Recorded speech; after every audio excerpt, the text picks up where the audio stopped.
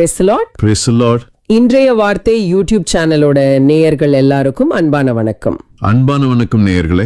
இன்னைக்கு நாம ரொம்பவும் ஆழமான, அதே சமயம் நம்ம அன்றாட வாழ்க்கைக்கு ரொம்ப தேவையான ஒரு பகுதியை தான் பார்க்க போறோம். கண்டிப்பா. ஆனா அதுக்கு முன்னாடி இந்த நாளை நமக்காக தந்த ஆண்டவருக்கு நன்றி சொல்லி ஒரு ஜெபத்தோட இந்த ஆழமான பார்வையை ஆரம்பிக்கலாம். தந்தை, மகன், தூயாவின் பெயராலே ஆமேன். எங்கள் அன்பு தந்தையே, இந்த புதிய நாளுக்காக உமக்கு நன்றி செலுத்துகிறோம். இன்றைய வாசகம் வழியாக நீர் எங்களோடு பேசப் போவதற்காக நன்றி. இந்த நாளின் நற்செய்தி வாசகம் எங்களுக்கு தரும் நம்பிக்கைக்காக உம்மை துதிக்கிறோம். இக்கட்டு வேளைகளில் எங்களுக்கு உற்ற துணையாக இருக்கும் அன்பை எண்ணி வியக்கிறோம். ஆமேன். குணமாக்கும் தண்ணீராக, வற்றாத ஜீவநதியாக நீர் எங்கள் ஒவ்வொரு வாழ்விலும் பாய்ந்து வருவதற்காக நன்றி. இன்றைய வார்த்தை யூடியூப் சேனலில் இணைந்திருக்கும் அனைத்து நேயர்களுக்காகவும் நாங்கள் ஜெபிக்கிறோம். அவர்கள் இந்த நிகழ்ச்சியை முழுமையாக பார்க்கவும், இதன் வழியாக அவர்கள் வாழ்வில் உண்மையான நலம் கிடைக்கவும் வேண்டுகிறோம். 38 ஆண்டுகள் காத்திருந்த மனிதருக்கு நலம் அளித்தவரே, இந்த நிகழ்ச்சியை பார்க்கும் ஒவ்வொரு நேயரின் மீதும் உம்முடைய மன்னிப்பு, குணமளிக்கும் வல்லமை, இரக்கம் மற்றும் கிருபை பொழியப்பட ஜெபிக்கிறோம். இந்த வாசகத்தின் வழியாக வெளிச்சம் அவர்கள் வாழ்வில் வீசட்டும். அவங்க இப்போ எந்த சூழ்நிலையில, எந்த மனநிலையில இதை கேட்டுக்கிட்டு இருந்தாலும் சரி, இன்றைய வாசகத்தின் வழியாக வெளிச்சம் அவங்க வாழ்வுல முழுமையா பிரகாசிக்கட்டும். அவங்களுடைய பாவங்களுக்கு முழுமையான மன்னிப்பும், பல வருடங்களா சுமந்துகிட்டு இருக்கிற காயங்களுக்கு ஆழமான குணமளித்தலும் கிடைக்கணும் ஆண்டவரே. உமது எல்லையெல்லா இரக்கமும் இறையருளும் அவங்க மீது நிறைவாக பொழியப்பட வேண்டும் என்று நாங்க கெஞ்சி கேட்கிறோம். அவங்க மனசுலயும் சரி, குடும்பத்திலையும் சரி இருக்கிற அந்த வறண்ட பகுதிகள் எல்லாம் உமது ஜீவ நதியால் மறுபடியும் செழிக்கட்டும். சிறப்பாக நோயுற்று துன்பப்படுவோர் குணமடையவும், அவர்கள் வாழ்வு மேன்மை அடையவும் செபிக்கிறோம். நீண்ட சோதனைகளில் இருப்பவர்கள் கிறிஸ்துவில் நம்பிக்கையை கண்டடையவும், புதுப்பித்தலுக்காக ஏங்கும் சமூகங்கள் தூய ஆவியால் புத்துணர்ச்சி பெறவும் ஜெபிக்கிறோம். விசுவாசிகள் இரக்கம் மற்றும் குணமாக்குதலின் கனிகளை தரவும் ஜெபிக்கிறோம். எங்கள் ஊழியத்தின் வழியாக, பாடல்கள் மற்றும் போதனைகள் வழியாக மற்றவர்கள் கிறிஸ்துவின் குணமாக்கும் வல்லமையையும் தூய ஆவியின் புதுப்பிக்கும் பிரசன்னத்தையும் கண்டடையவும் அருள் புரியும். மற்றும் எங்களிடம் ஜெபத் தேவைகளை சொன்ன அனைவருக்காகவும் அவர்களின் நல்ல நோக்கத்திற்கான மன்றாட்டுக்கள் அனைத்தும் விரைவில் நிறைவேறும்படியாகவும் ஜெபிக்கிறோம். இந்த மன்றாட்டுகள் அனைத்தையும் எங்கள் சகோதரரும் ஆண்டவருமான இயேசு கிறிஸ்துவின் பெயரில் திருமுன் வைக்கிறோம். எங்கள் அன்பு தந்தையே, ஆமேன். இந்த ஜெபத்தோட வார்த்தைகளை உள்வாங்கும் போதே மனசுக்குள்ள ஒரு பெரிய அமைதி வரத உணர முடியுது. உண்மைதான். ஜெபம் எப்போதுமே நமக்கு ஒரு பெரிய ஆறுதலை கொடுக்கும். கண்டிப்பா. உங்களது ஜெபத் தேவைகளை கமெண்டிலோ அல்லது எங்களின் வாட்ஸ்அப்பிலோ தெரிவியுங்கள். நாங்களும் எங்களது தனிப்பட்ட ஜெபத்திலும் ஜெபிக்கிறோம். இப்போ நாம இன்னைக்கு ஆழமா அலச போற பகுதிக்கு வரலாம். கண்டிப்பா. நேயர்களே, சிலருக்கு தங்களோட வலியும் வேதனையும், ஏன் அந்த பிரச்சனையுமே ஒரு கட்டத்துல ரொம்ப பிடித்து போய்விடும் அப்படின்னு சொன்னா உங்களால நம்ப முடியுதா? கேக்குறதுக்கே கொஞ்சம் ஆச்சரியமா தான் இருக்கு. ஆமா, 38 வருஷமா ஒரு நோயில கஷ்டப்படுற ஒருத்தர்கிட்ட நேரா போய் உனக்கு சரியாகணுமா அப்படின்னு கேட்டா அவருக்கு எவ்வளவு கோபம் வரும். ஆனா இயேசு அதை தான் கேட்டாரு. அதுக்கு முன்னாடி நான் ஒரு சின்ன ஸ்டோரி சொல்றேன், கேளுங்க. கண்டிப்பா, சொல்லுங்க.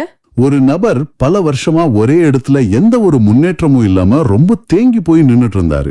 அவருக்கு என்ன பிரச்சனைனா, தன்னோட இந்த மோசமான நிலைமைக்கு தன்னை சுத்தி இருக்கிற சூழ்நிலையும் மத்தவங்களும் தான் காரணம்னு எப்பவுமே குறை சொல்லிக்கிட்டே இருப்பாரு. அதாவது எப்பவுமே மத்தவங்க மேல பழி போடுறது. கரெக்ட்.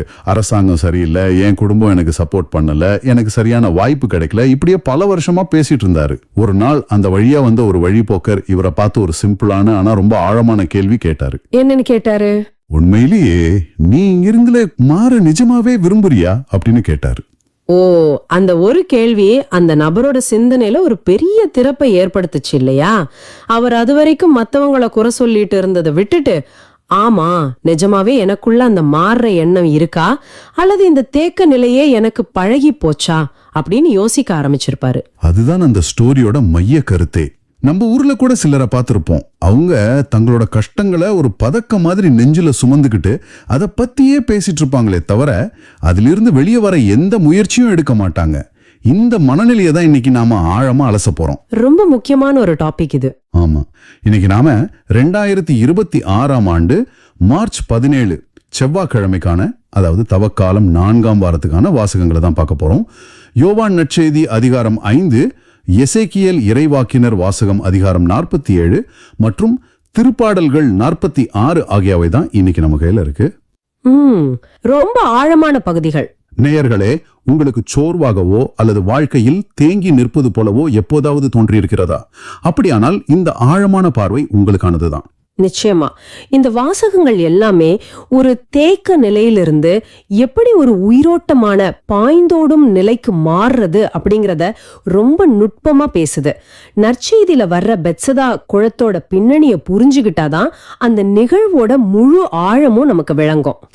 நேரா நற்செய்தி வாசகத்துக்குள்ள போயிடலாம். எருசலேம்ல ஆட்டு வாயில் அப்படின்னு ஒரு இடம் இருக்கு. ஓ, ஆட்டு வாயிலா? ஆமா, அதுக்கு பக்கத்துல எபிரேய மொழியில பெத்ஷதா அப்படின்னு அழைக்கப்படுற ஒரு குளம் இருந்துச்சு. பெத்ஷதா அப்படின்னா என்ன அர்த்தம்? பெத்ஷதா அப்படின்னா இரக்கத்தின் இல்லம்னு அர்த்தம். அங்க ஒரு 5 மண்டபங்கள் இருந்திருக்கு. இரக்கத்தின் இல்லம் கேட்கவே நல்லா இருக்கே. பேருதான் அப்படி. ஆனா அங்க உடல்நலமற்றோர், பார்வையற்றோர், கால் ஊனமுற்றோர், முடக்குவாதமுற்றோர்னு திரளான மக்கள் ஒரு நம்பிக்கையோட காத்து கிடக்குறாங்க. அந்த கூட்டத்துல தான் இந்த மனிதரும் இருந்திருக்கார் இல்லையா? 38 வருஷமா? ஆமா, 38 வருஷமா அங்கேயே காத்துட்டு இருக்காரு. 38 வருஷம் அப்படின்னா அது ஒரு மனுஷனோட வாழ்நாள்ல எவ்வளவு பெரிய பகுதி. நேர்களே, உங்களை நாங்க கேக்குறோம். இன்றைய நவீன உலகத்துல வாழ்ந்துட்டு இருக்கிற நீங்க கூட உங்க வாழ்க்கையில எந்த முன்னேற்றமும் இல்லாம மத்தவங்க உங்களை தாண்டி செல்வதை பார்த்த விரக்தியில இருக்கீங்களா? இந்த கேள்வி ரொம்ப முக்கியம். ஏன்னா அந்த மனிதனும் அதையே தான் பார்த்தார். யாரோ ஒருத்தர் தனக்கு முன்னாடி அந்த குளத்துல இறங்கி நலம் பெறறத தினமும் பார்த்துக்கிட்டே இருந்திருக்கார். இது எவ்வளவு பெரிய வலி. ஆனா ஆண்டவர் அவர்கிட்ட வந்தப்போ அவர் என்ன செஞ்சாரு? இங்கதான் ஒரு ஆழமான சிந்தனை இருக்கு. அந்த நோயுற்ற மனிதன் தன்னோட நோயை பற்றி ஆண்டவர் இயேசுவிடம் கவலைப்படவே இல்லை. அப்படியா? வேற என்ன சொல்றார்? தண்ணீர் கலங்கும் போது என்னை குளத்தில் இறக்கிவிட ஆள் இல்லை அப்படிங்கிற தன்னோட தனிவையை பற்றி தான் பரிதவிக்கிறார். ஓ, எனக்கு யாரும் இல்லை அப்படிங்கிற விரக்தி. ஆனா இது இன்றைய சமுதாயத்துல பல மனிதர்கள் உணரும் தனிமையை ரொம்ப தெளிவா பிரதிபலிக்குது. பாத்தீங்களா? கண்டிப்பா. அந்த இடத்துலதான் ஆண்டவர் இயேசு அவரை தேடி வரார். அவர் நெடுங்காலமா அந்த நிலையில இருக்கிறத அறிஞ்சுகிட்டு ஒரு கேள்வி கேட்கிறார். நலம் பெற விரும்புகிறீரா அப்படின்னு இயேசு கேட்கிறார். ஆமா, ஆனா எனக்கு இங்க ஒரு நியாயமான சந்தேகம் வருது. என்ன சந்தேகம்? கேளுங்க. ஏன் ஆண்டவர் அப்படி ஒரு கேள்வியை கேட்கணும்? 38 வருஷமா ஒருத்தர் குளத்துக்கரையில படுத்துக்கிட்டு இருந்தா அவருக்கு குணமானனும் ஆசை இருக்காதா? நியாயமான கேள்விதான். இது என்ன ஒரு வித்தியாசமான கேள்வி? உனக்கு குணமானமானு கேக்குறது கொஞ்சம் நெருடலா இல்ல? வெளிப்படையா பார்க்கும்போது அது ஒரு முரண்பாடான கேள்வியா தான் தெரியும். ஆனா ஆண்டவர் இயேசு அந்த மனிதனோட கவனத்தை திசை திருப்புறார். எப்படி திசை திருப்புறார்? நீ குளத்து தண்ணீரையோ மனிதர்களின் உதவியையோ நம்பி இருக்கிறாயா அல்லது உண்மையாகவே நலம் பெற விரும்புகிறாயா அப்படின்னு கேட்கிறார்.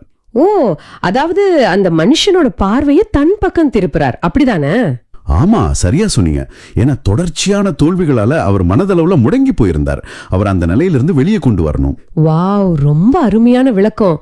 அதுக்கப்புறம் உன்னுடைய படுக்கையை எடுத்துக்கொண்டு நடந்து செல் அப்படின்னு இயேசு கட்டளை இடுகிறார். அந்த வார்த்தையில் இருந்த வல்லமைய பாருங்க. ஆமா, அந்த நொடியிலே மாபெரும் அற்புதம் நடக்குது. உடனே அந்த மனுஷன் குணமடைஞ்சு நடந்து செல்றான். இது நினைக்கும் போதே ரொம்ப ஆச்சரியமா இருக்கு.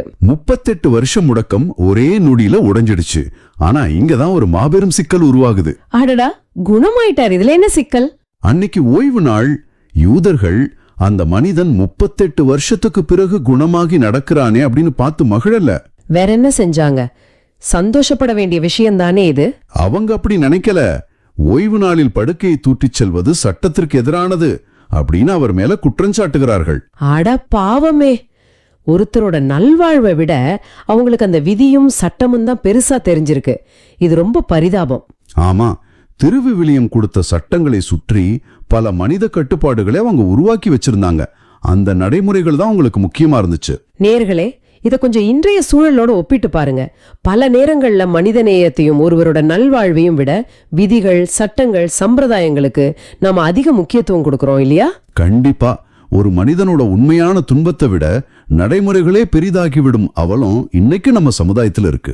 ஆமா, ஒரு மனிதனுக்கு இரக்கம் காட்டுறதை விட சட்டத்தை புடிச்சுக்கிட்டு தொங்குறது எவ்வளோ பெரிய முடக்கம். இதத்தான் நற்செய்தி வாசகம் ரொம்ப தெளிவா நடுநிலையா நமக்கு எடுத்துரைக்குது. கரெக்ட். சட்டத்தின் நோக்கம் அன்பும் இரக்கமும் தான். அதை மறக்கும் போது சட்டம் மனிதனை முடக்கி போடும். ரொம்ப சரியா சொன்னீங்க. சரி, அவர் குணமாயிட்டார். இதோட இந்த நிகழ்வு முடியல இல்லையா? இல்ல, இதுக்கு பிறகு இயேசு மீண்டும் அந்த மனிதனை கோவிலில் சந்திக்கிறார். கோவில்லையா?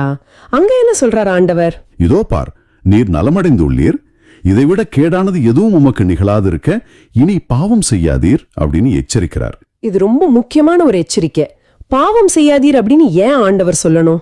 ஏன்னா இந்த நற்செய்தி நிகழ்வை நாம இன்றைய திருப்பாடல்கள் வாசகத்தோடு இணைத்து பார்க்கணும். ஓ, அதாவது திருப்பாடல்கள் 51ஆம் அதிகாரத்தோட வரிகள், சரியா? சரியா சொன்னீங்க. கடவுளே, தூயதோர் உள்ளத்தை என்னுள்ளே படைத்தருளும், மீட்பின் மகிழ்ச்சியை மீண்டும் எனக்கு அளித்தருளும் அப்படின்னு அந்த வரிகள் சொல்லுது. வாவ்! அப்ப ஆண்டவர் இயேசு வெறும் உடலை மட்டும் குணப்படுத்த வரல, அவர் நமது ஆன்மாவையும் குணப்படுத்த விரும்புறார். அதான் மிகச்சரியான புரிதல். ஆன்மீக முடக்கம் தான் இருக்கிறதுலயே ரொம்ப கொடியது. பழைய பாவ வாழ்க்கையிலிருந்து நாம வெளியே வந்து தூய உள்ளத்தை பெற வேண்டும் என்பதே ஆண்டவரோட ஆசை, இல்லையா? கண்டிப்பா. படுக்கையிட்டு எழுந்த அந்த மனிதன் தன் பழைய பாவ படுக்கைக்கும் திரும்ப கூடாது அப்படிங்கறது இது ரொம்ப தெளிவா காட்டுது. 38 வருஷமா இருந்த உடல் முடக்கம் நீங்கினது மட்டும் இல்லாம அவரோட ஆன்மாவும் குணமடையணும்னு ஆண்டவர் விரும்புறார். இது உண்மையிலேயே ஒரு ஆழமான பார்வைதான். ஆமா, அந்த மனிதனுக்கு முழுமையான நலம் கிடைக்கணும்னு ஆண்டவர் நினைச்சார். நேர்களே, இப்ப உங்களுக்கான ஒரு சிந்தனையை நான் முன்வைக்கிறேன், கொஞ்சம் யோசிச்சு பாருங்க. சொல்லுங்க. நேயர்கள் சிந்திக்க வேண்டிய அந்த விஷயம் என்ன? இன்றைக்கு நீங்கள் தூக்கிக் கொண்டு திரியும் அந்த படுக்கை என்ன? ரொம்ப ஆழமான கேள்வி. இயேசு உங்கள் முன்பாகவே நின்று உங்களை குணமாக்க தயாராக இருக்கும்போது நீங்கள் இன்னும் எந்த குளத்து நீருக்காகவோ அல்லது மனிதர்களுக்காகவோ காத்து கொண்டிருக்கிறீர்கள்? அருமை. நம்ம பார்வையை திருப்ப வேண்டிய நேரம் இது. மனிதர்களோட உதவியை தேடுறதை விட்டுட்டு உங்கள் உள்ளத்தை ஆண்டவரிடம் கொடுங்கள். அவர் தூயதோர் உள்ளத்தை படைப்பார். ஆமா, அந்த தூய உள்ளம் தான் உண்மையான நலம். சரி, இந்த பெட்சதா குளத்துல ஒரு பெரிய பிரச்சனை என்னன்னா, அங்க இருந்த தண்ணீர் தேங்கி நின்ற தண்ணீர். அது எப்பவாவது ஒரு முறை தான் கலங்கும். அப்ப கூட முதலாவதா போய் விழுற ஒருத்தருக்கு மட்டும்தான் குணம் கிடைக்கும். ஆமா, அது ஒரு கடுமையான போட்டி. ஆனா கடவுளோட அருள் அப்படிங்கிறது இந்த மாதிரி ஒரு போட்டி நிறைந்த தேங்கி நின்ன குட்டையா இருக்க முடியுமா? கண்டிப்பா முடியாது. இது நேரா எசேக்கியேல் இறைவாக்கினர் பார்த்த அந்த மாபெரும் தரிசனத்துக்கு நம்ம கொண்டு போகுது. அங்க தேங்கி நின்ன தண்ணீர் இங்க எப்படி ஜீவனுள்ள பாய்ந்தோடும் தண்ணீரா மாறுதுன்னு நம்ம பார்க்கலாம். இந்த தரிசனத்தோட தொடக்கத்துல பாத்தீங்கன்னா, ஒரு வானதூதர் எசேக்கியேல கோவிலோட நுழைவாயிலுக்கு அழைச்சிட்டு வர்றாரு. அங்க கோவிலின் வாயிற்படியின் கீழிருந்து கிழக்கு நோக்கி தண்ணீர் வருது. ஆமா, அந்த தண்ணீர் வர்ற திசை ரொம்ப முக்கியம். அதுல எனக்கு ஒரு கேள்வி இருக்கு. அந்த தண்ணீர் குறிப்பா பலிபீடத்தின் தெற்கு பக்கத்திலிருந்து ஒரு சின்ன கசிவாக தொடங்குது அப்படின்னு சொல்லப்பட்டிருக்கு. இதுல எனக்கு என்ன டவுட்னா, கடவுள் நினைச்சா வானத்துல இருந்து பெரிய மழையா கொட்ட வைக்கலாமே? ஆமா. இல்ல, கோவில் வாசல்ல இருந்து ஒரு பெரிய அருவியா கொட்ட சொல்லலாமே? ஏன் பலிபீடத்தோட தெற்கு பக்கத்துல இருந்து, அதுவும் ஒரு பெரிய சத்தம் இல்லாம ஒரு சின்ன கசிவா அதை தொடங்கணும்? இது ரொம்ப இயல்பான ஒரு கேள்விதான். இதை நாம கொஞ்சம் பொறுமையா ஆழமா புரிஞ்சுக்கணும். இதுக்கு மூல மொழியான எபிரேய பின்னணியிலையும் அந்த வரலாற்று பின்னணியிலையும் விடை இருக்கு. எபிரேய பின்னணியா? கொஞ்சம் விளக்கமா சொல்லுங்களேன். முதல்ல எசேக்கியேல் யாருன்னு பாத்தீங்கன்னா, அவர் ஒரு குரு. அவர் பாபிலோன்ல நாடு கடத்தப்பட்டு அடிமையா வாழ்ந்துகிட்டு இருக்கார். அவரோட எருசலேம் தேவாலயம் முழுமையா இடிக்கப்பட்டுருச்சு. ஓ, அப்ப அவர் மனதளவுல ரொம்ப உடைஞ்சு போய் இருந்திருப்பாரா? நிச்சயமா. அவரோட மக்கள் அந்த வறண்ட நிலம் மாதிரி எந்த நம்பிக்கையும் இல்லாம செத்து போய் கிடக்குறாங்க. அந்த நேரத்துல தான் கடவுள் அவருக்கு இந்த புதிய தேவாலய தரிசனத்தை காட்டுறார். ஒரு புது நம்பிக்கையை கொடுக்கறதுக்காக. எக்ஸாக்ட்லி. எருசலேம் தேவாலயம் என்பது வெறும் செங்கல்லால் கட்டப்பட்ட கட்டிடம் கிடையாது. அது இறைவனின் பிரசன்னம் தங்கும் புனிதமான இடம். அதுலயும் நீங்க கேட்டீங்களே ஒரு கேள்வி, ஏன் பலிபீடம் அப்படின்னு. ஆமா, அது ஏன் பலிபீடமா இருக்கணும்? பலிபீடம் அப்படிங்கிறது தியாகத்தின் அடையாளம். பழைய ஏற்பாட்டு காலத்துல பாவ மன்னிப்புக்காகவும் இறைவனோடு ஒப்புரவாவதற்காகவும் அங்கேதான் ரத்தம் சிந்தப்பட்டு பலிகள் ஒப்பு கொடுக்கப்படும். அப்போ உண்மையான குணமிழக்கும் சக்தி அந்த ஜீவநதி எங்கிருந்து புறப்படுதுன்னா, அது இறைவனின் பிரசன்னத்திலிருந்தும் அவர் அயிர்க்கும் தியாகத்திலிருந்தும் மட்டும்தான் புறப்பட முடியும். ரொம்ப சரியா புரிஞ்சுக்கிட்டீங்க. ஓ, இதை கேட்கும் போதே இயேசு சிலுவையில தன்னையே முழுமையா பலியா கொடுத்தா அந்த மாபெரும் தியாகம் தான் கண் முன்னாடி வருது. அதுதான் இதோட உச்சகட்டம். அதனாலதான் அது ஒரு பெரிய அருவியா வராம ஒரு மெல்லிய கசிவாக ஆரம்பிக்குது. இது அப்படியே இப்போ உங்க வாழ்வியலோட தொடர்பு படுத்தி பாருங்களேன். அதாவது நம்ம அன்றாட வாழ்க்கையோட. ஆமா, நீங்க இப்ப பலவிதமான வழிகளையும் போராட்டங்களையும் சந்திச்சுட்டு இருக்கலாம். குடும்பத்துல ஒரு பெரிய விரிசல் இருக்கலாம். பல வருஷமா ஒரு நோய்க்காக ட்ரீட்மெண்ட் எடுத்துட்டு இருக்கலாம். அல்லது பொருளாதார ரீதியா பெரிய கடனுக்குள்ள மாட்டிட்டு இருக்கலாம். கரெக்ட். அப்போ நாம் என்ன நினைப்போம்? கடவுளே, இன்னைக்கு நைட்டு நான் தூங்கி காலையில எந்திரிக்கும் போதே என் அக்கௌண்ட்ல பணம் வந்துடணும், இல்லையா நோய் ஒரேடியா மறைஞ்சிடணும் அப்படின்னு ஒரு மேஜிக் எதிர்பார்ப்போம். ஆமா, நம்ம எல்லாருக்கும் உடனே ரிசல்ட் வேணும். ஆமா, ஆனா பல நேரங்கள்ல கடவுளோட அருள் அப்படி ஒரு சுனாமி அலையா வராது. உங்களுடைய அந்த கடினமான சூழ்நிலைகள்ல நீங்க செய்யற சின்ன சின்ன தியாகங்களுக்கு நடுவுல ஒரு சின்ன ஆறுதலாக, ஒரு மெல்லிய கசிவாகத்தான் அது தொடங்கும். இது ரொம்ப யதார்த்தமான ஒரு உண்மை.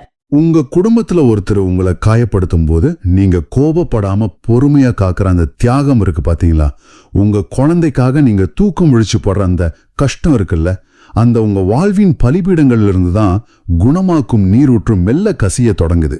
வாவ், நம்ம செய்யற சின்ன சின்ன தியாகங்கள் தான் நம்ம குடும்பத்துக்கான குணமாக்கும் ஊற்று அப்படிங்கிறது ரொம்பவே புதுசான, அதே சமயம் ரொம்ப ஆழமான ஒரு பார்வை. அதுதான் அந்த சின்ன கசிவோட உண்மையான அர்த்தம். சரி, இப்போ அந்த தண்ணீர் அப்படியே இருக்கான்னு பார்த்தா இல்ல. அந்த தூதர் கையில் ஒரு அளவு நூலோட வந்து ஒரு 1000 முழம் அளக்கிறார். அப்போ தண்ணீர் கணுக்கால் அளவு இருக்கு. ஆமா, தண்ணீர் கொஞ்சம் அதிகமாயிடுச்சு. அடுத்து ஒரு 1000 முழம் அளக்கிறார், முழங்கால் அளவு தண்ணீர். மறுபடியும் ஒரு 1000 முழம், இடுப்பளவு தண்ணீர். கடைசியா இன்னொரு 1000 முழம் அளக்கும்போது அது கடக்க முடியாத, நீந்தி போகக்கூடிய அளவுக்கு ஒரு பெரிய ஆறா மாறிடுது. அது ஒரு பிரம்மாண்டமான நதியா மாறிடுச்சு. அப்புறம் அந்த தூதர் எசேக்கியேலை பார்த்து, மானிடா இதை பார்த்தாயா அப்படின்னு கேக்குறாரு. நான் இதை ஒரு விசுவாச பயணத்தோட ஒப்பிட்டு பாக்குறேன். நீங்க ஒரு ஆத்துல இறங்குறீங்கன்னு வச்சுக்கோங்க. தண்ணீர் கணுக்கால் அளவு இருக்கும்போது நடக்கிறது ரொம்ப ஈஸி. நம்ம கால்கள் தரையில உறுதியா இருக்கும், நம்ம கட்டுப்பாட்டுல எல்லாமே இருக்கும். ஆமா, நம்ம ரொம்ப பாதுகாப்பா உணர்வோம். முழங்கால் இடுப்பளவு வரைக்கும் கூட நாம எப்படியாவது பேலன்ஸ் பண்ணி நின்னுடலாம். ஆனா இடுப்பளவை தாண்டி நீந்தும் நிலைக்கு செல்லும் போது நம்ம கால் தரையில படாது.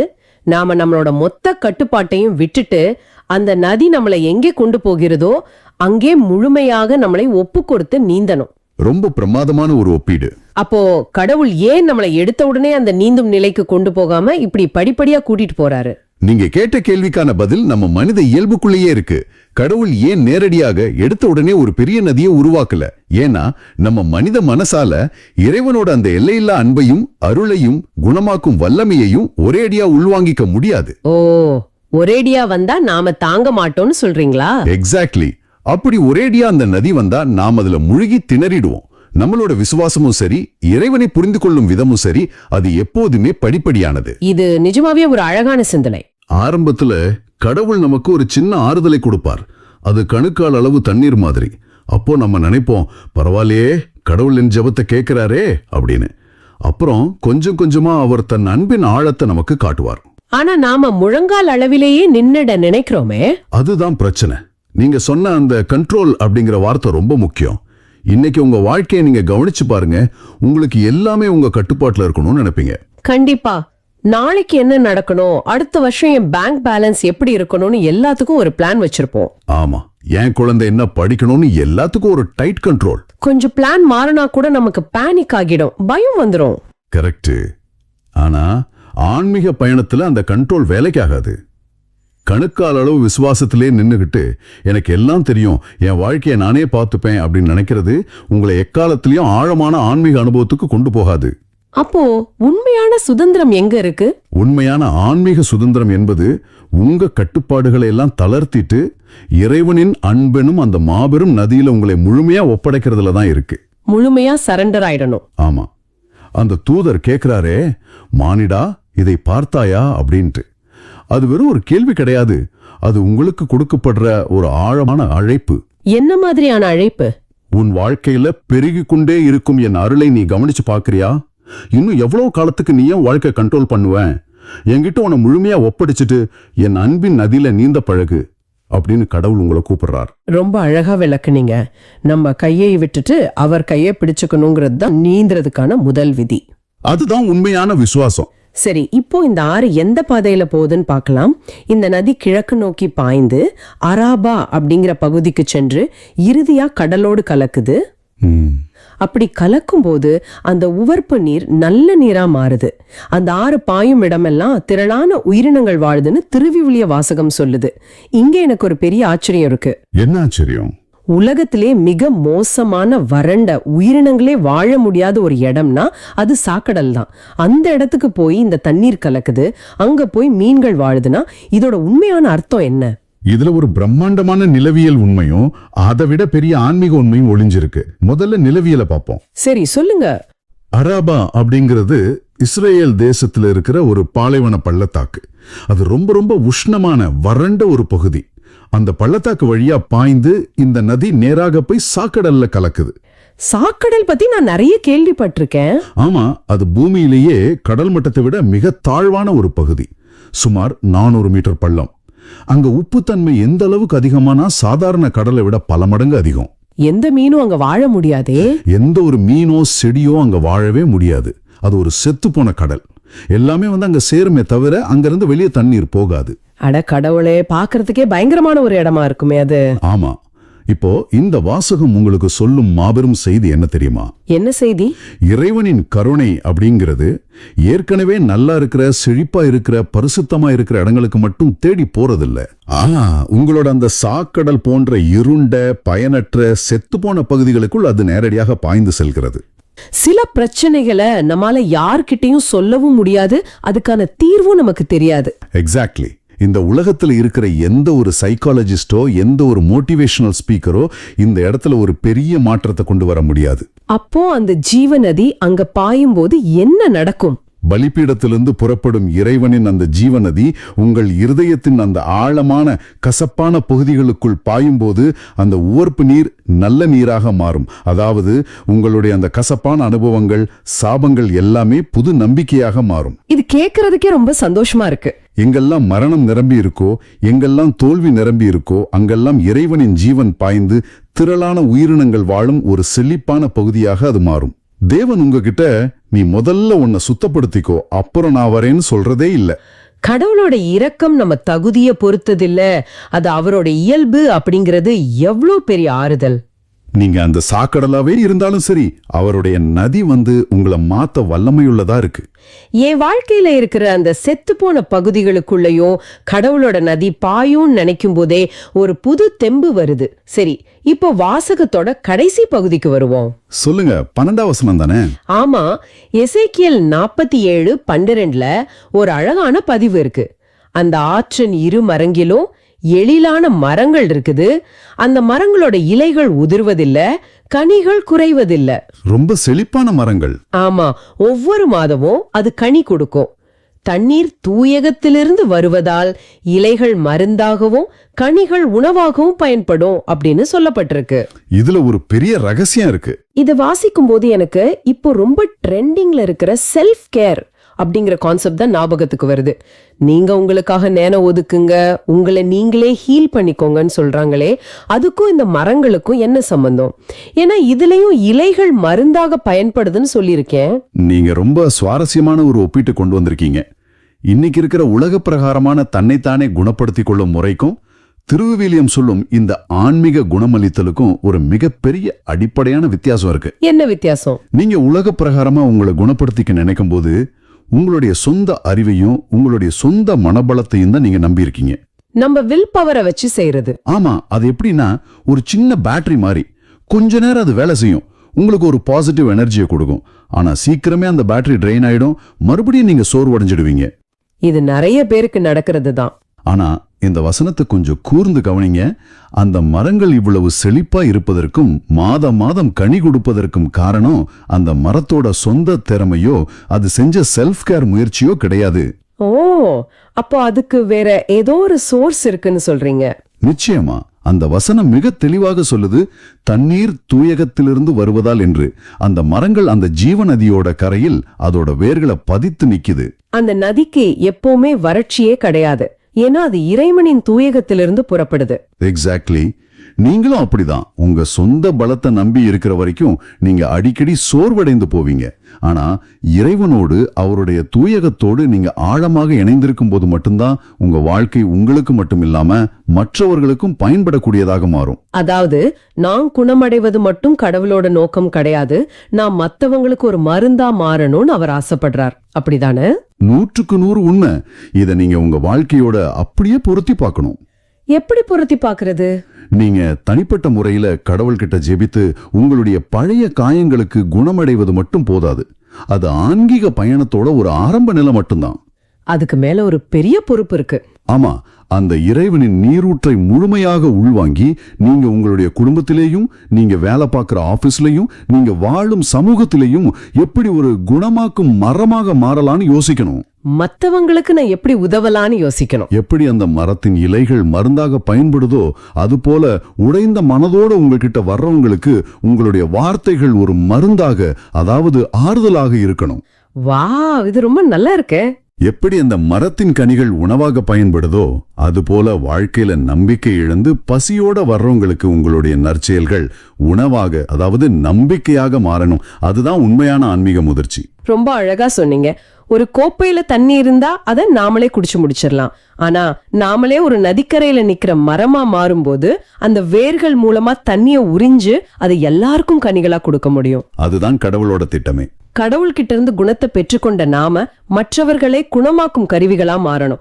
அந்த மரங்களோட இலைகள் உதிராது, கனிகள் குறையாதுன்னு சொல்லி இருக்கிறது போல இறைவனோடு இணைந்திருக்கும் போது நமக்குள் இருக்கும் அந்த அன்பும் பிறர் மீதான கரிசனையும் எப்போதுமே வற்றவே வற்றாது. ஏன்னா அது உங்களுடைய சொந்த அன்பு கிடையாது, அது உங்கள் வழியாக பாய்ந்து செல்லும் இறைவனின் வற்றாத ஊற்று.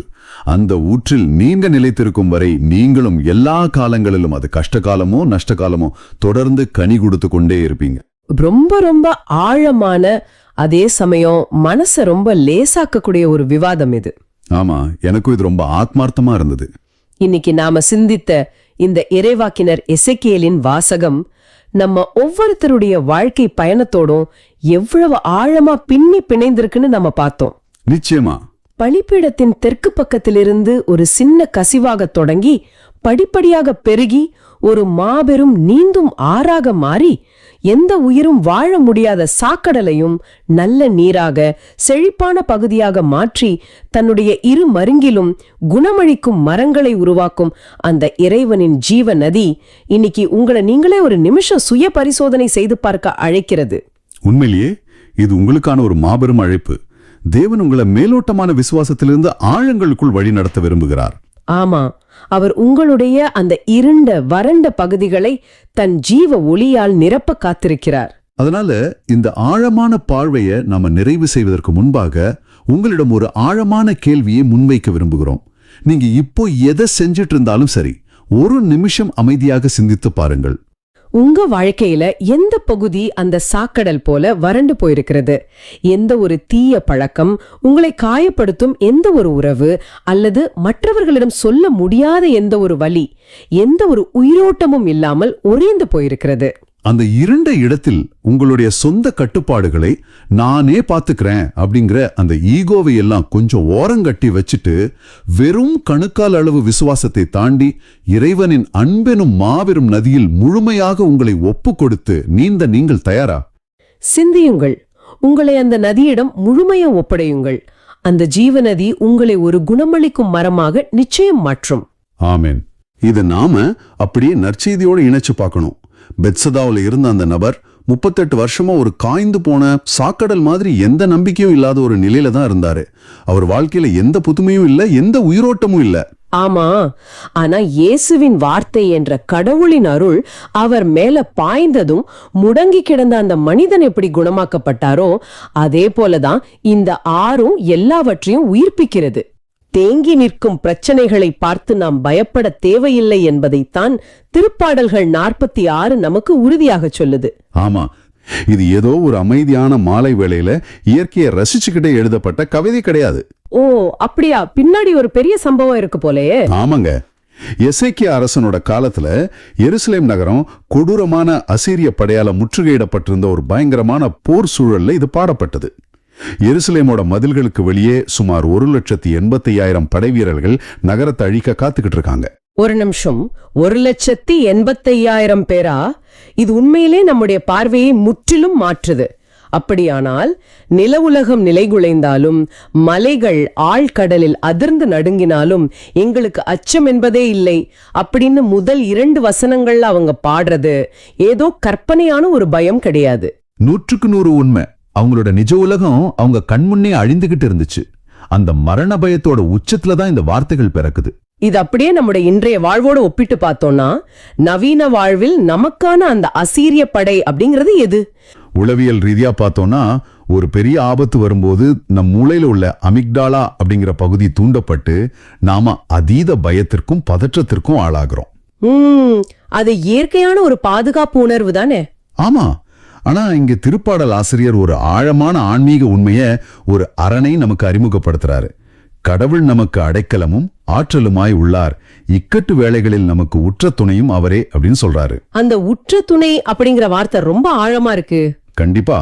இங்க எபிரேய மூல மொழியில உற்ற துணை அப்படிங்கிறதுக்கு எஸ்ராம் யோட் அப்படிங்கிற வார்த்தை பயன்படுத்தப்பட்டிருக்கு. இதுக்கு என்ன அர்த்தம்னா மிகவும் அதிகமாக காணப்படுகிற உடனடியாக கிடைக்கிற உதவி என்பதாகும். ஓ, உடனடியாக கிடைக்கிற உதவி, இது ரொம்ப அருமையா இருக்கு. ஆமாங்க, கடவுள் எங்கோ தொலைதூர வானத்துல இருந்து கட்டளையிடுப்பவர் கிடையாது. நீங்க மருத்துவமனையோட அவசர சிகிச்சை பிரிவுக்கு வெளியே அழுதுகிட்டு நிக்கும்போது உங்களுக்கு பக்கத்து நாற்காலியிலேயே அதே நொடியில அவர் அமர்ந்திருக்கிறார். அதுதான் எஸ்ராம் யோட். ஆனா இதுல ஒரு நியாயமான கேள்வி எழும்புதே. ஆண்டவர் இக்கட்டு வேலையில உற்ற துணையா இருக்கிறாருன்னா ஏன் அந்த இக்கட்டான வேலையையே அவர் தடுத்து நிறுத்தக்கூடாது? ஏன் விசுவாசிகளுக்கு கேன்சர் வருது? ஏன் அவங்க வேலையை இழக்கிறாங்க? இது ரொம்ப முக்கியமான ஒரு முரண்பாடு. கவனமா பாருங்க. மலைகள் சரிந்து விழாம நான் தடுத்து நிறுத்துவேன் அப்படின்னு இந்த வாசகம் வாக்குறுதி அளிக்கல. மலைகள் சரிந்து கடல்ல விழலாம், உங்கள் வாழ்க்கையோட மிகப்பெரிய துயரம் நடக்கலாம். அப்போ அந்த அரண் அப்படிங்கிறது என்ன செய்யுது? கடவுள் நமக்கு அடைக்கலமாய் இருக்கிறார்னு வாசகம் சொல்லுது. அரண் அல்லது அடைக்கலம்னா என்ன? வெளியே புயல் வீசுறத ஒரு அரண் தடுத்து நிறுத்தாது. ஆனா அந்த புயலை உங்களை அழிக்காம நீங்க பாதுகாப்பா நிக்கிறதுக்கு அது ஒரு இடத்தை உருவாக்கும். அதாவது புயல் அவர் நிப்பாட்டலைனாலும் புயலுக்கு நடுவுல நம்மள தாங்கி பிடிக்கிறார். மிகச்சரி. அவர் உங்கள் சூழ்நிலைகளை சரி செய்வதற்கு முன்பாக உங்கள் ஆன்மாவை பாதுகாக்கிறார். அந்த பிரச்சனையோட வலி உங்களை முற்று முழுதாக சிதைத்து விடாமல் அவர் தாங்கி பிடிக்கிறார். வெளியே நடக்கும் புயலை விட உள்ள இருக்கும் அரண் வலிமையானதுன்னு சொல்றீங்க. இது நாம 4 மற்றும் 5ஆம் வசனங்களுக்கு செல்வதற்கான ஒரு அருமையான பாலத்தை அமைச்சு தருது. ஏன்னா அங்கே ஒரு மாபெரும் காட்சி மாற்றம் நிகழுது. ஆமா. 6:1 உண்டு, அதன் கால்வாய்கள் உன்னதரான கடவுளின் திருவுறவிடமான நகருக்கு பேரின்பம் அளிக்கின்றன அப்படின்னு வருது. அந்நகர் நடுவில் கடவுள் இருக்கிறார், அது ஒருபோதும் நிலை கொலையாது, வைகரை தோறும் கடவுளின் துணை அதற்குண்டு அப்படின்னு வாசகம் சொல்லுது. இங்கேதான் எனக்கு ஒரு பெரிய ஆச்சரியம். வெளியே காத்தா கடலோட கொந்தளிப்பு, ஆழ்கடல்ல அதிர்ந்து நடுங்கும் மலைகள், ஆனா உள்ள பார்த்தா ஒரு அமைதியான ஆறு. இது எப்படி சாத்தியம்னு கேக்குறீங்க? ஆமா, முற்றுகையிடப்பட்ட ஒரு நகரத்துக்குள்ள எப்படி ஒரு அமைதியான ஆறு ஓட முடியும்? போர்க்களத்துக்கு நடுவுல ஒரு பூஞ்சோலை இருக்கிற மாதிரி இது முரண்பாடா இல்லையா? இத புரிஞ்சுக்கணும்னா நம்ம மறுபடியும் அந்த வரலாற்று பின்னணிக்கு தான் போகணும். அசீரிய படைகள் எருசலேமை முற்றுகையிட்டப்போ அவங்க முதல்ல செஞ்ச வேலை என்ன தெரியுமா?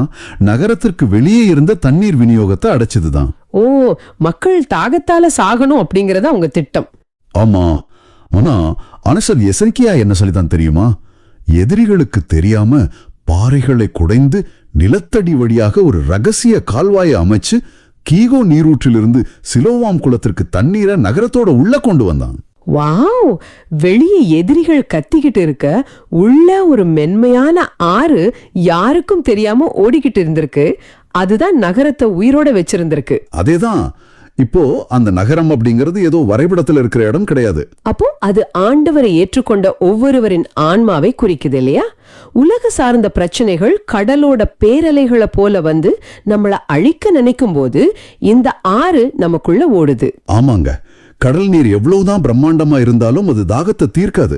ஆனா இந்த ஆறு, அதாவது தூய ஆவியானவரோட செயல்பாடு மென்மையானது, தொடர்ச்சியானது, உயிரூட்டுவது. ரொம்ப அழகா சொன்னீங்க. ஆனா இங்க ஒரு சவால் இருக்கு. அந்த அமைதியான ஆற்றை நாம எப்படி அனுபவிக்கிறது?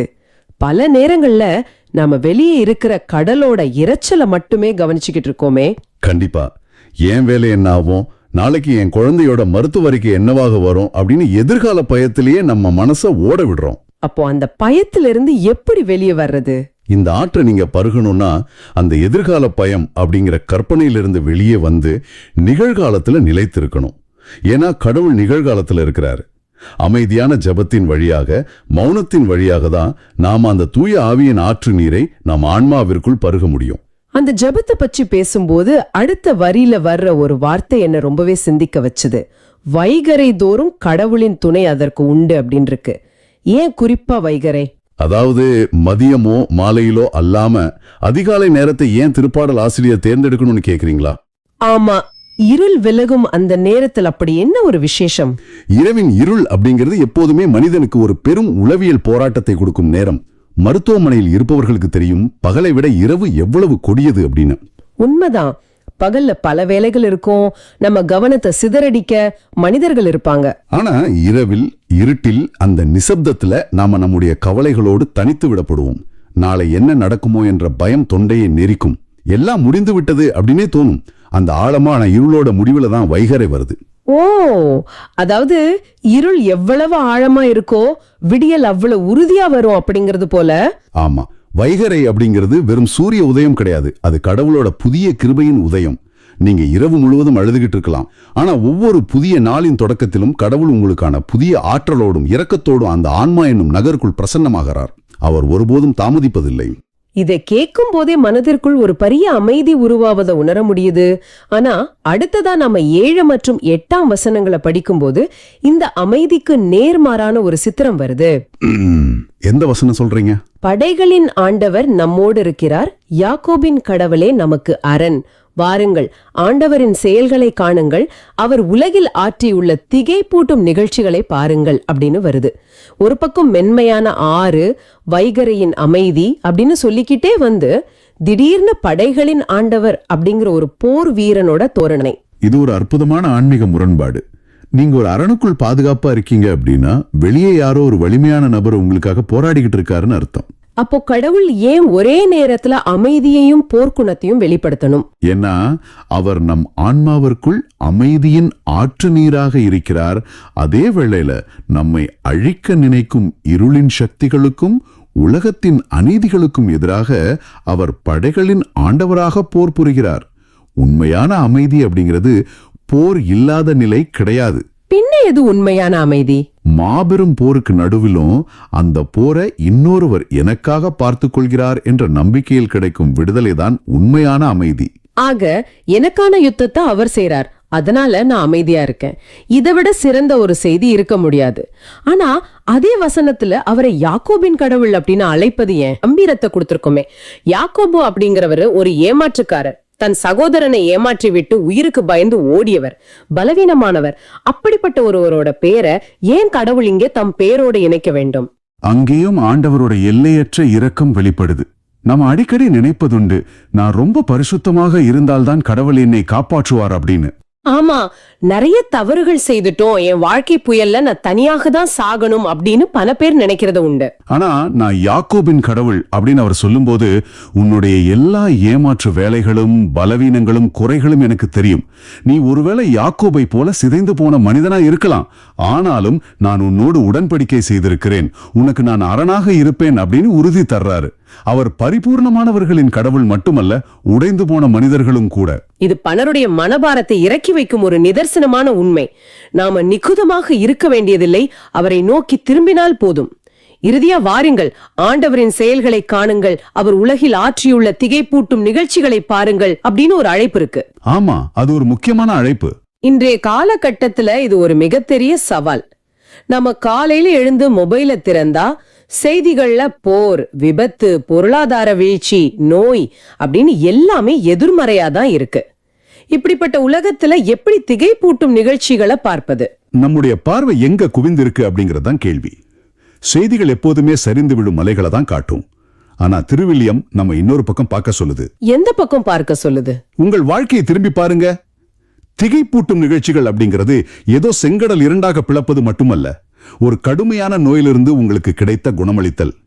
யாருமே உதவிக்கு வரமாட்டார்கள் என்று நினைத்த நேரத்தில் ஒரு முகம் தெரியாத மனிதர் செய்த உதவி, ஒரு பெரிய விபத்திலிருந்து மயிரிழையில் நீங்கள் தப்பிய அந்த நொடி, இவையெல்லாம் உங்கள் வாழ்க்கையில் கடவுள் ஆற்றிய திகைப்பூட்டும் நிகழ்ச்சிகள் தான். ஆமா, நாம எதற்கு முக்கியத்துவம் கொடுக்கிறோமோ அதுவே நம் வாழ்வில் பெரிதாக வளரும். சரியா சொன்னீங்க. இவற்றை எண்ணி பார்க்க தொடங்கினால் எதிர்கால பயம் நம்மை விட்டு அகன்றுவிடும்.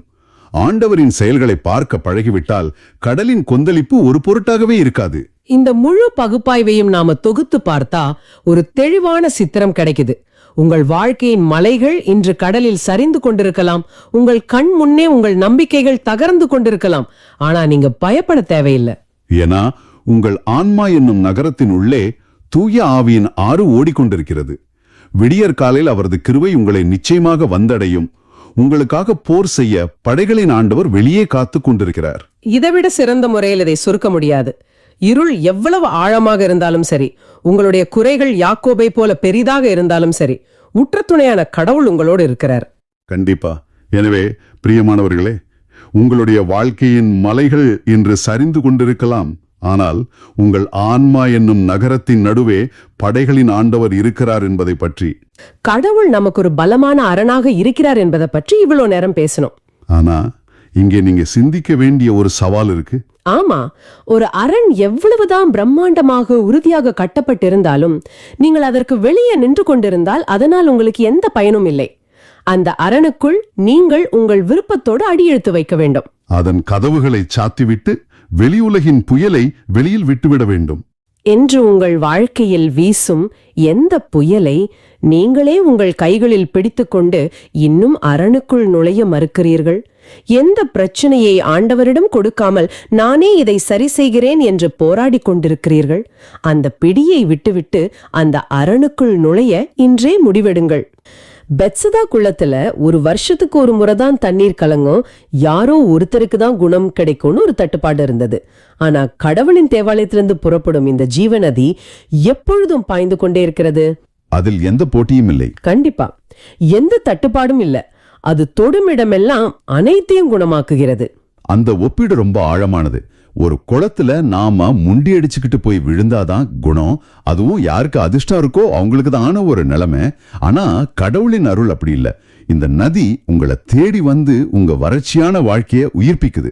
உன்னிலையோ மற்றவர்களையோ குறை சொல்லிக்கிட்டு ஒரு தேங்கி நிற்கும் மனநிலையில இருந்து நம்ம வெளியே வரணும். எனக்கு விருப்பம் இருக்கா என்ற அந்த நேர்மையான கேள்வியை நமக்கு நாமே கேட்டுக்கொள்ள வேண்டும்.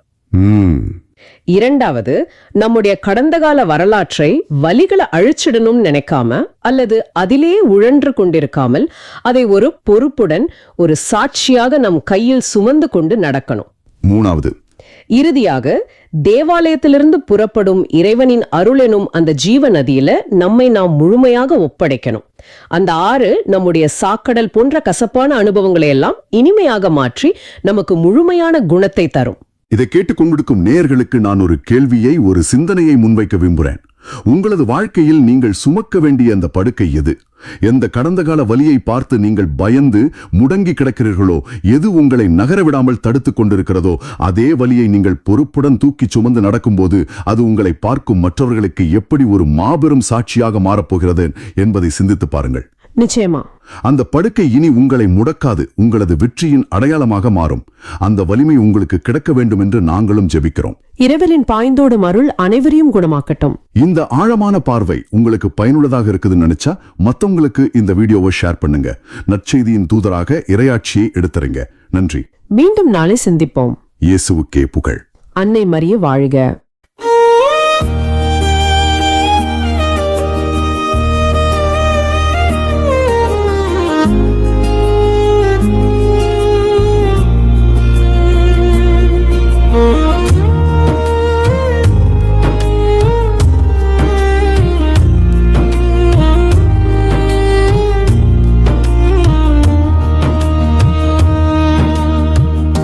ஆண்டவர் நம்மோடு இருக்கின்றார், நமக்கு அரணாயும் இருக்கின்றார். ஆண்டவர் நம்மோடு இருக்கின்றார், நமக்கு அரணாயும் இருக்கின்றார்.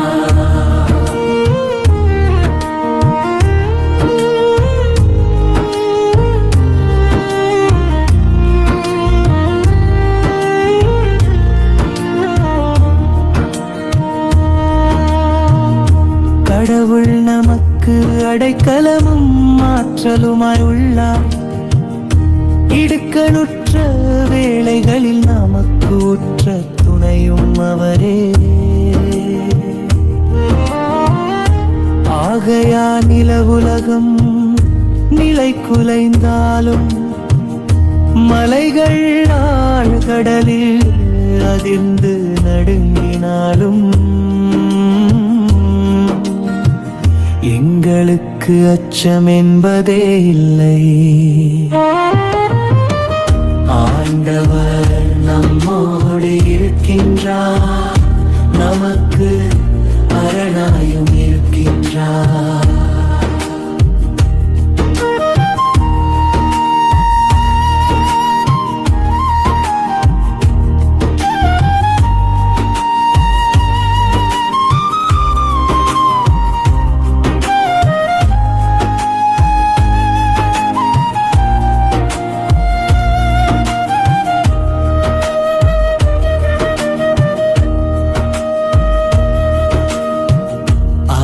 ஒன்று உண்டு, அதன் கால்வாய்கள் உன்னதரான கடவுளின் திருவுறைவிடமான நகருக்கு பேரின்பம் அளிக்கின்றன.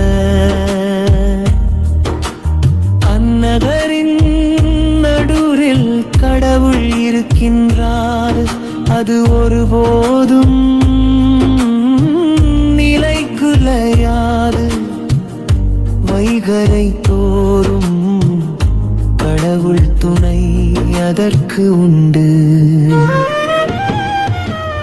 ஆண்டவர் நம்மோடு இருக்கின்றார், நமக்கு அரணாயும் இருக்கின்றார்.